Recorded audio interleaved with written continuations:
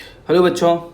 तो इस वीडियो में भी एंड में आपको एक अच्छा सा क्वेश्चन मिलेगा, सॉल्व कीजिए, ट्राई कीजिए करने का। ओके, तो लास्ट लेक्चर तक मैंने आपको बताया था कि साइक्लिक क्वाड्रिलेटरल क्या होता है ना। उससे रिलेटेड एक दो क्वेश्चंस भी किए थे हम लोगों ने, है ना। और मेनली कॉन्सेप्ट्स जो हैं लगभग सारे ख़त्म हो चुके हैं सर्कल्स के। अब उस पर बेस्ड कुछ सम्स करना है हम लोगों को, कुछ एग्जाम्पल करना है, जिससे कि अपना और प्रैक्टिस हो और हम लोग कॉन्सेप्ट्स अच्छे से और सीख पाए। ठीक है, तो चलिए आज हम लोग कुछ और एग्जाम्पल करते हैं। तो आज का पहला एग्जाम्पल है, in figure find angle A B D, angle C D P, angle P D A, angle C A B and angle C B D. ये सारे एंगल फाइंड करने हैं। अब फिगर कैसा है वो देखिए। फिगर कुछ ऐसा है जिसमें कि ऐसे बाहर गया है, इधर इधर इधर और ऐसे, ठीक है। और ये भी ज्वाइन किया हुआ है। नाम है A B C D E F. क्या क्या गिवन है आप वो देखिए। This angle, this point is P. Okay, ये 90 डिग्री है, ये 90 डिग्री है, ठीक है। ये 60 डिग्री है और ये 85 डिग्री है। ये सब कुछ पता है और अपने को ये सारे एंगल चाहिए। ए बी डी चाहिए, दिख रहा है, मीन्स ये वाला एंगल चाहिए। तो सोचते हैं ये वाला एंगल कैसे, और सी डी पी चाहिए, सी डी पी मीन्स ये वाला एंगल चाहिए। और कौन सा, पी डी ए, पी डी ए ये एंगल चाहिए। सी ए बी ये एंगल चाहिए। और C B D, C B D means ये एंगल चाहिए। मीन्स ब्लू, रेड, ग्रीन और येलो, ये चारों एंगल का मेजरमेंट अपने को चाहिए। तो चलो एक एक करके करते हैं, जो जो गिवन है उसके बारे में देखते हैं। एक बात बताइए, अब आप लोग ए डी आर्क को देखो। ए डी आर्क से जो दो एंगल बनाया, कौन सा, ये वाला एंड ये वाला, क्या ये दोनों एंगल इक्वल होगा? तो मैं क्या बोल दूंगा, एंगल ए बी डी भी क्या हो जाएगा, 60।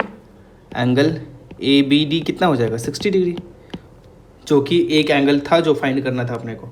अब दूसरा देखते हैं। ए बी डी आ चुका है, कितना, 60 डिग्री। अब in triangle A P B, angle B A P जो कि चाहिए अपने को, या पी ए बी भी उसको बोल सकते हैं, B A P equal to क्या हो जाएगा, या बी ए सी भी तो वही एंगल है ना, B A P B A C same ही एंगल हुआ। तो उस ट्राइंगल में B A P equal to क्या, मैं 90 माइनस एंगल बी बोलूँ, क्योंकि एंगल ए पी बी कितना है, 90 है। तो एक एंगल 90 है तो बाकी दोनों का सम भी क्या होगा, 90। तो एंगल बी ए सी जो कि एंगल बी ए पी के ही इक्वल होगा, 90 माइनस बी हो जाएगा, एंगल बी अभी आया था 60, that is 30 degree. B A सी कितना आ गया, 30 डिग्री, ठीक है। दो एंगल आ चुका है, बाकी दो और चाहिए। अब अपने को चाहिए एंगल, रेड वाला एंगल। तो रेड वाले को एक बार ध्यान से देखते हैं।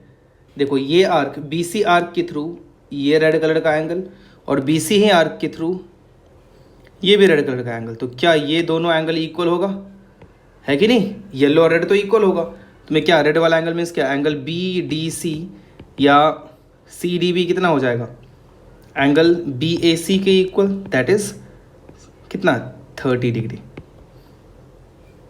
3 आ चुका है। अब अपने को दो और चाहिए, ब्लू चाहिए और ग्रीन चाहिए। तो वो भी आराम से आ जाएगा, मैं आपको बताता हूँ कैसे। अब वापस से ध्यान से देखो, तो ये एंगल कितना है, 60 डिग्री है। ये एंगल 90 है, तो वैसे भी ये 30 होने वाला था, है ना। उसके बाद ये एंगल भी आ चुका है, ओके। अपने को ये वाला एंगल चाहिए, तो ये वाला एंगल कैसे आएगा? ये वाले एंगल के लिए हम लोग ये सोचेंगे कि ये वाला एंगल इस एंगल के इक्वल होगा, है ना। ये वाला एंगल जो होगा इस एंगल, क्यों? क्योंकि ये सी डी आर्क से बना है ना। सी डी आर्क से बना है, तो क्या ये वाला एंगल हम लोग फाइंड कर सकते हैं क्या? ये वाला एंगल फाइंड करना मुश्किल होगा, ज़्यादा से ज़्यादा ये 90 है, ये पता है, तो ये अगर ये पता होता तो ये वाला आ सकता था, ठीक है। लेकिन अभी तक तो पता है नहीं, तो अब ये 85 डिग्री काम आएगा, है ना। अंदर हम लोगों ने सब सोच लिया, अब ये 85 डिग्री काम आएगा। तो क्या 85 का यूज़ करके हम लोग क्या लिख सकते हैं? मैं लिखूंगा, देखो, एंगल, कौन सा angle? A D C equals to angle F D E equals to 85 degree, है ना। अब ए डी सी एंगल को क्या angle A D B plus angle B D C बोल सकते हैं? बिल्कुल बोल सकते हैं। रेड और ग्रीन को ऐड करेंगे तब तो ए डी सी आएगा। क्या एंगल ए डी बी पता है? नहीं, वो फाइंड करना है। बी डी सी हम लोगों ने ऊपर फाइंड किया था 30 डिग्री इक्वल्स टू 85 डिग्री, तो एंगल ए डी बी कितना हो जाएगा? 85 minus 30 that is 55 degree. A D B भी आ गया, तो देखो A D B, sorry, A D B चाहिए था अपने को, ए डी पी, हाँ ये वाला है ना, ए डी पी दोनों सेम ही है। और कौन सा चाहिए था? बी ए सी आया, बी ए सी ये भी आ चुका है, तो बचा कौन सा? ये ब्लू वाला बचा। तो ब्लू वाला किसके इक्वल हो जाएगा? थोड़ा सा लेंदी था, कंफ्यूजिंग था, तो आपको दिमाग यही रखना पड़ेगा तो और आसानी से होगा। अब एंगल सी बी डी की बात करते हैं, तो क्या angle C B D angle D A C के इक्वल होगा? बिल्कुल होगा, क्योंकि देखो सी डी आर्क से, ये जो सी डी आर्क है इससे ये एंगल बना है ना, इससे ये वाला भी एंगल बना है और इसी से ये वाला भी एंगल बना है, तो क्या ये एंगल और ये एंगल इक्वल हो जाएगा? बिल्कुल हो जाएगा, है कि नहीं। और वो एंगल डी ए सी की बात करें तो वो कितना हो जाएगा? डी ए सी की बात करें तो वो कितना हो जाएगा? 90 minus angle A D B. क्यों? क्योंकि ये एंगल भी तो 90 है, तो ये वाला एंगल और ये वाले एंगल का सम क्या होगा? 90 होगा, तो 90 से सब। और अब 90 माइनस ए डी बी तो पता था अपने को, ए डी बी कितना पता था? अभी फाइंड किया था हम लोगों ने 55 डिग्री, तो 90 माइनस 55 कितना हो जाएगा? 35 डिग्री। तो अब मुझे लगता है सारे एंगल्स आ चुके हैं जो जो चाहिए था। अब आराम से इस चीज़ को आप खुद से भी ट्राई करो और देखो कि क्या क्या यहाँ पे किया मैंने और कैसे ये क्वेश्चन सॉल्व हुआ, तो आप समझने का कोशिश करो, ठीक है। आगे बढ़ते हैं। Next example,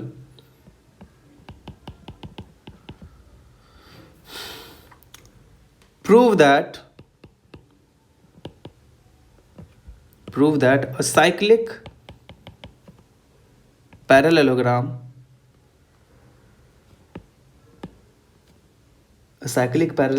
is a rectangle. A cyclic parallelogram is a rectangle. ये प्रूव करना है अपने को। कैसे करेंगे देखो। अब साइक्लिक पैरेललोग्राम मतलब क्या हुआ? एक सर्कल के अंदर एक पैरेललोग्राम होना। तो एक सर्कल है, इसके अंदर एक पैरेललोग्राम है और ये पैरेललोग्राम एक रेक्टेंगल ही होगा, ये अपने को प्रूव करना है। और ये आप याद भी रखो कि किसी सर्कल के अंदर एक अगर क्वाड्रिलैटरल या एक पैरेललोग्राम ड्रॉ करते हैं तो वो पैरेललोग्राम हमेशा एक रेक्टेंगल ही होगा। कभी ऐसा नहीं होगा कि वो रेक्टेंगल ना हो, सिर्फ एक पैरेललोग्राम हो, ऐसा हो ही नहीं सकता है, उसको रेक्टेंगल होना ही पड़ेगा। ओके, तो ए बी सी डी की बात करते हैं। ए बी सी डी में एक पैरेललोग्राम है, तो पैरेललोग्राम के बारे में हम लोगों ने क्या क्या पढ़ा है? पैरेललोग्राम मीन्स मैं यहाँ पे लिखता हूँ कि A B C D is a cyclic parallelogram, is a cyclic parallelogram. और क्या प्रूव क्या करना है? To prove A B C D is a rectangle. A B C D एक रेक्टेंगल है, अपने को प्रूव करना है। तो देखिए क्या करेंगे। प्रूफ मैं लिख रहा हूं। तो अब ABCD एक साइक्लिक क्वाड्रिलैटरल भी दिख रहा है, क्योंकि सारे वर्टेक्स क्या है, मतलब ऑफ कोर्स वो साइक्लिक पैरेललोग्राम है तो साइक्लिक क्वाड्रिलैटरल भी है। ABCD is a cyclic quadrilateral. तो क्या उसके अपोजिट एंगल्स का सम 180 होगा? तो अगर ये एंगल 1 है, ये एंगल 2 है, तो मैं angle 1 plus angle 2 equal to क्या बोलूंगा? 180 डिग्री बोलूंगा ना, ये इतना आपको पता होगा। और साथ में ABCD is a parallelogram also. अब वो पैरेललोग्राम भी है, तो पैरेललोग्राम की प्रॉपर्टी क्या होती है कि अपोजिट एंगल्स इक्वल होते हैं, means angle 1 is equal to angle 2, होगा कि नहीं? तो अगर मैं आपको ये बोलूँ कि ये 1 है, ये 2 है, तो फ्रॉम 1 एंड 2 रिप्लेस करो तो क्या हो जाएगा? एंगल 1 एंगल 2 तो एंगल 1 के इक्वल है, इक्वल टू 180। तो यहाँ से क्या मैं एंगल 1 को 90 डिग्री बोल सकता हूँ? बिल्कुल। एंगल 1 90 तो एंगल 2 भी क्या? 90 डिग्री। और सिमिलरली मैं क्या प्रूव कर सकता हूँ, है ना? अब ये दो एंगल 90 आ गए तो बाकी एंगल भी क्या हो जाएंगे? 90 हो जाएंगे ना। एंगल कौन सा? A will be equals to angle C equals to 90, means ABCD is a rectangle. तो ये चीज़ आप याद भी रख सकते हो कि किसी भी पैरेललोग्राम के अंदर अगर एक क्वाड्रिलैटरल हम लोग ड्रॉ करते हैं, सॉरी एक पैरेललोग्राम ड्रॉ करते हैं, तो वो पैरेललोग्राम हमेशा एक रेक्टेंगल होगा। ठीक है, तो ये क्वेश्चन आपको अच्छे से समझ में आया होगा। खुद से भी ट्राई कीजिए और देखिए। एक और एग्जांपल करते हैं। अगला एग्जांपल है in figure PQ is a diameter of a circle with center O. If angle PQR equals to 65 degree, angle SPR equals to 40 degree, angle PQM equals to 50 degree, find angle QPR, angle PRS and angle QPM। अब देखो figure कैसा है। एक circle है SR,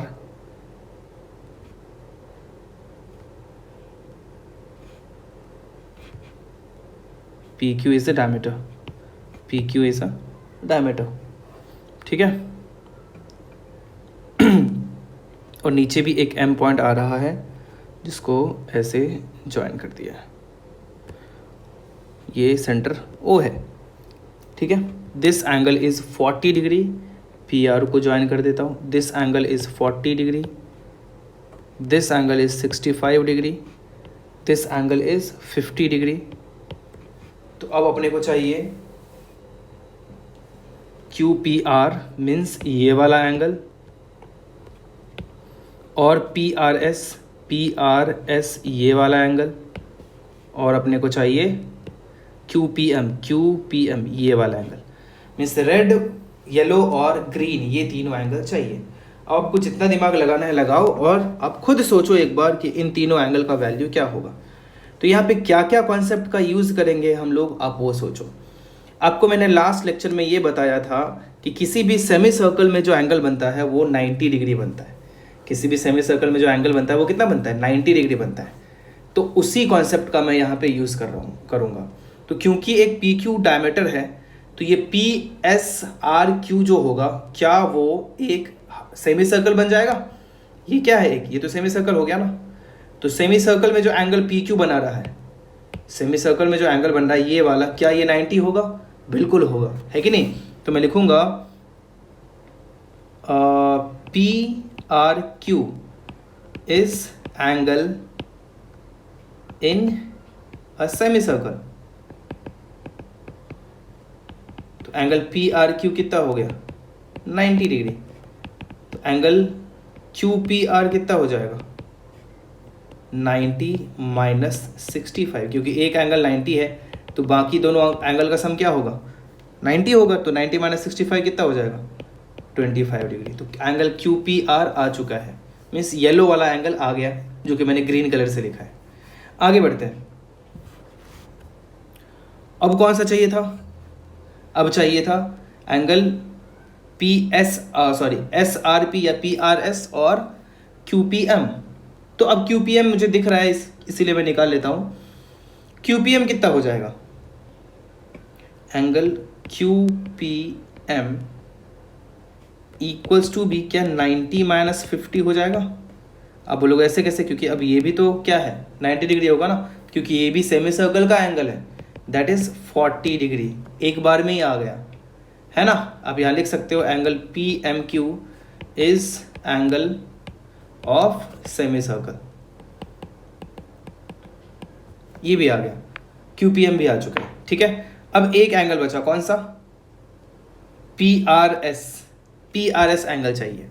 तो PRS भी इतना कुछ टफ नहीं होगा निकालना, आप PRS भी आराम से निकाल सकते हो। कैसे, मैं आपको बताता हूँ। एक बात बताओ, एंगल PSR कितना होगा? 180 - 65। अब बोलोगे क्यों सर? क्योंकि ये एक क्या है, साइक्लिक क्वाड्रिलैटरल है। ये क्या है, एक साइक्लिक क्वाड्रिलैटरल, तो उसके अपोजिट एंगल्स का सम क्या होता है? 180 डिग्री। तो 180 - 65 कितना हो गया? 180 - 65 इज जो भी आएगा 115 डिग्री, है ना। 115 डिग्री आ गया। तो अब एंगल PRS कितना हो जाएगा? 180 degree minus angle SPR plus angle PSR। क्यों? क्योंकि ट्रायंगल के तीनों एंगल का सम क्या होता है? ट्रायंगल के तीनों एंगल का सम 180 डिग्री होता है। तो SPR प्लस PSR, SPR कितना है? 40 डिग्री, PSR कितना है? 115 डिग्री, 155 डिग्री ना, इक्वल्स टू कितना आ गया? 25 डिग्री, है कि नहीं? वो भी कितना हो जाएगा? 25 डिग्री हो जाएगा। मुझे नहीं लगता है कि आपको इसमें कोई भी दिक्कत होना चाहिए, आप आराम से इस चीज़ को समझ सकते हो, ठीक है। अब यहाँ पे ये भी मैं देख सकता हूँ कि अब एंगल RPQ देखो, ये भी 25 और ये एंगल भी 25, मीन्स ये वाला भी 25 है, ये वाला भी 25 है। मीन्स PQ लाइन इसके क्या है? पैरेलल है, क्योंकि ऑल्टरनेट एंगल्स क्या हो गए? इक्वल हो गए। तो हो सकता था उस पर बेस्ड भी ऐसे बोला भी जा सकता था कि दोनों को पैरेलल प्रूव करो, तो आप इस तरह से उसे कर सकते थे, ठीक है। तो ये भी एक ठीक ठाक सा क्वेश्चन था, आपको अच्छे से समझ में आया होगा, आई होप। चलो एक और एग्जाम्पल करते हैं अच्छा सा। सो नेक्स्ट एग्जाम्पल इज, फिर से in figure, O is the center of the circle. O is the center of the circle. Prove that angle X plus angle Y equals to angle Z. वो diagram कैसा है देखो, diagram है कुछ ऐसा। ये एक सर्कल है, ऐसा एक लाइन, ऐसा एक लाइन आया है, ABDEF,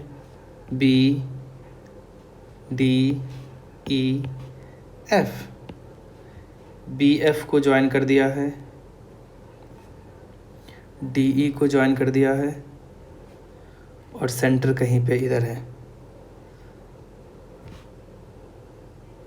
ये सेंटर O है, ये पॉइंट C है, और this angle is Z, this angle is Y and this angle is X। तो अपने को प्रूव करना है कि X प्लस Y क्या होगा? Z के इक्वल होगा। पहले तो आप इस क्वेश्चन को खुद से ट्राई कीजिए, खुद से देखिए कि आप कैसे इस क्वेश्चन को कर सकते हैं, और फिर अगर ना हो तो मैं कैसे कर रहा हूँ, आप उस सोल्यूशन को देखो, ठीक है। वो सोल्यूशन उसके बाद देखना। तो चलिए मैं आपको बताता हूँ। मुझे तो ये फील आ रहा है कि एक आर्क जितना एंगल सेंटर पे बनाता है उसका आधा अपने सर्कमफेरेंस पे बनाता है। तो मैं अगर आपको ये बोलूँ कि ये एंगल जो होगा, ये देखो, ये किस आर्क से बना है? इस आर्क से बना है, और इसी आर्क से सेंटर पे ये एंगल बना है। तो क्या ये एंगल Z/2 हो जाएगा? है ना, ये Z/2 हो जाएगा क्योंकि ये एंगल Z था। सिमिलरली ये एंगल भी क्या हो जाएगा? Z/2। क्योंकि सर्कमफेरेंस का ही वो भी एंगल है कि नहीं। तो उस चीज़ को मैं लिखता हूँ, मैंने एक बार डायग्राम से बता दिया। अब ये थोड़ा कलर हटा देता हूँ, नहीं तो डायग्राम और कितना ख़राब नहीं करना है। तो मैं लिखूँगा angle E B F equals to angle E D F equals to half of angle E O F equals to Z by two. E O F क्योंकि जेड है, इसको अपने पास रख लेते हैं। ठीक है, अब आगे बढ़ते हैं। अब मैं क्या करता हूँ, अब चाहो तो इसे ज्वाइन कर देता और इसको एंगल 1, इसको एंगल 2 बोल देता हूँ। तो एक बात बताओ, एंगल बी सी डी क्या y के इक्वल होगा? बिल्कुल होगा। देखो कि क्या है, वर्टिकली अपोजिट एंगल है। और एंगल बी सी डी ही किसके इक्वल है? थोड़ा और अच्छे से लिखता हूँ, एंगल 1 प्लस एंगल 2 के इक्वल है। देखो बी सी डी 1 + 2 है ना, और वही किसके इक्वल है? y के इक्वल है। इसको अपने पास रखते हैं अभी। ठीक है, अब इन ट्राइंगल ए बी सी में देखो, क्या angle B A C plus angle 1, मतलब कि कौन सा 1 कौन सा है? बी सी ए है। चलो पूरा लिख ही देता हूँ, बी सी ए। ये दोनों एंगल बेसिकली, ये एंगल और ये एंगल, दोनों का सम क्या इसके इक्वल होगा? आप बोलोगे ऐसे क्यों? क्योंकि ध्यान से देखो तो वो एक ट्राइंगल है, तो ट्राइंगल में जो एक्सटीरियर एंगल होता है, उस एक्सटीरियर एंगल का सम अपोजिट दोनों एंगल के सम के इक्वल है। अगर आप, मुझे पता है कि आपको पता होगा। ठीक है, मीन्स ये एंगल जो होगा, ये वाला एंगल, वो इस, अगर ये एंगल 1 है, ये एंगल 2 है, तो ये क्या होगा? 1 + 2 होगा। ठीक है, वही यहाँ पे मैंने यूज़ किया है। तो वो दोनों का सम क्या हो जाएगा? Angle E B F. ठीक है, उसी प्रकार in triangle A D C, angle D A C plus angle D C A किसके इक्वल हो जाएगा? एंगल सी डी एफ के। वो किसके इक्वल हो जाएगा? सी डी एफ के इक्वल हो जाएगा, है ना। अब ई बी एफ कितना था? अभी ऊपर देखा था हम लोगों ने, ई बी एफ कितना था? Z/2। तो यहाँ भी Z/2 लिख देता हूँ। ये कितना था? ये भी Z/2, तो वो भी लिख देता हूँ, है ना। अब दोनों को मैं ऐड कर देता हूँ। ठीक है, दोनों को मैं ऐड, इसको बोल देता हूँ 1, इसको बोल देता हूँ 2। तो 1 + 2 किया, तो angle B A C plus angle B C A plus angle D A C plus angle D C A equal to क्या? Z/2 + Z/2, Z लिख दूँ? बिल्कुल लिख सकते हैं। अब बी ए सी को देखो, बी ए सी है ना, ये बी ए सी और डी ए सी, ये वाला बी ए सी और डी ए सी, ये वाला बी ए सी और डी ए सी दोनों मिलकर क्या x बनेगा? बिल्कुल, मैं x लिख देता हूँ।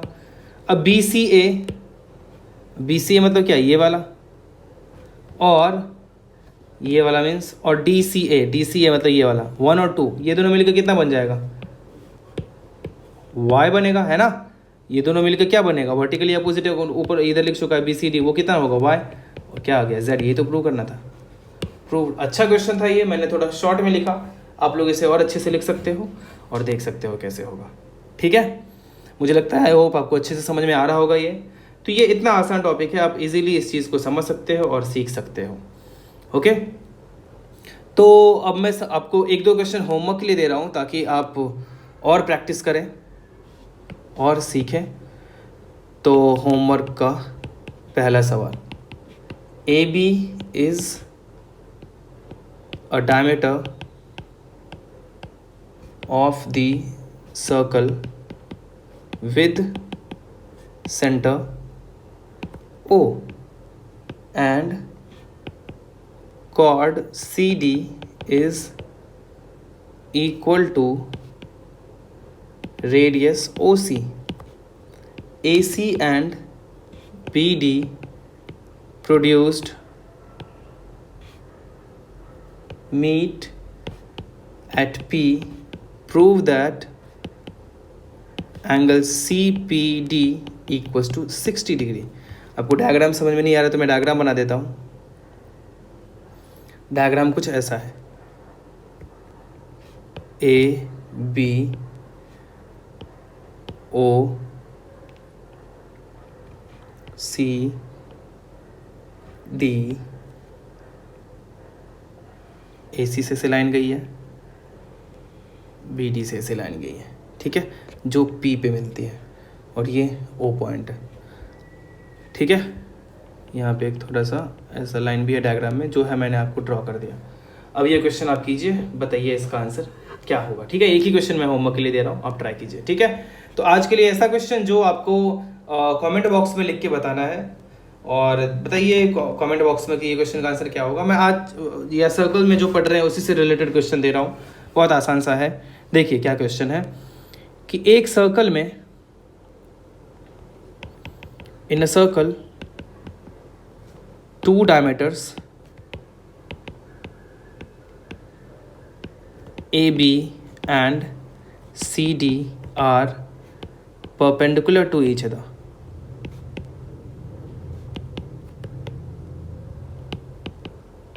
Perpendicular to each other. ठीक है, मतलब कि ये और ये, there is a point P on the circle from P two perpendiculars are drawn on AB and CD। एक पॉइंट P है जहाँ से 2 परपेंडिकुलर्स ड्रॉ करता हूँ, AB एंड CD, जो कि M और N पे मिलते हैं। सपोज AB और CD है। ठीक है, नाउ फाइंड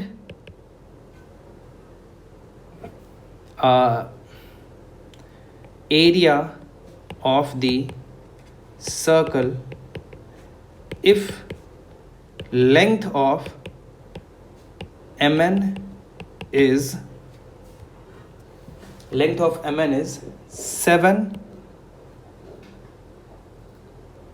स्क्वायर यूनिट। ठीक है, MN का लेंथ दिया हुआ है तो आपको सर्कल का एरिया